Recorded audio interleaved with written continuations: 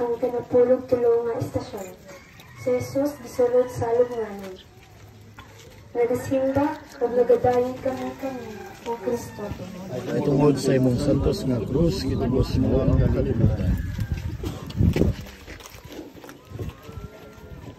Makasakitan sa Ebanghelyo, sumala isan Mateo. Mayaw ikaw, Gabi ina, unya, miapot si Jose, ang dato gikan sa Arimatea, nga tinun-an ni Jesus. Iadto siya ni Pilato o gipangayo ang lawas ni Jesus.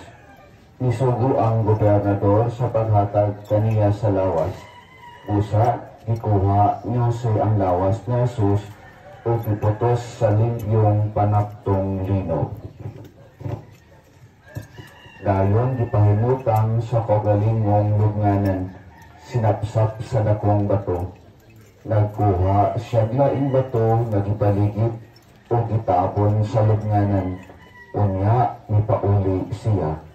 Si Maria Magdalena ug ang laing Maria nagpapiling naglingkod at ubangad sa lubnganan.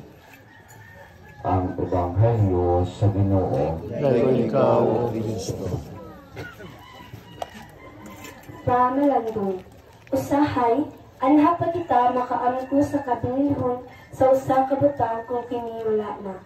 Sa samang pagkaanggid, anha pa kita makaamko sa kabilihon sa usa ka tawo kung siya wala na uban kanato. Ulahin ang pagpadayag sa atong kahilangan kaniya kung dili na siya makadungog pa. Apan, mahimumduman pa nato ang iyang mga maayong pulong o buhat.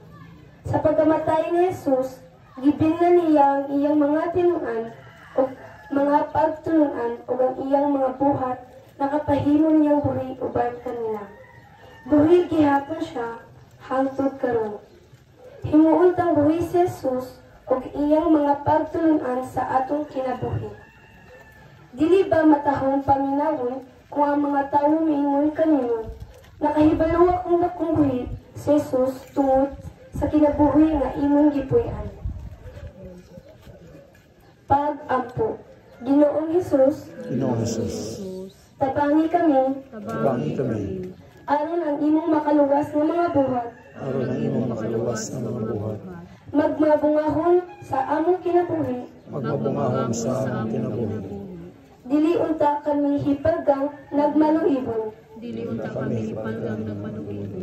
og lisod pahigugmaon. Kung ang kamatayon musakmit na kanamo, himaya samahan sa anak ug sa Espiritu Santo.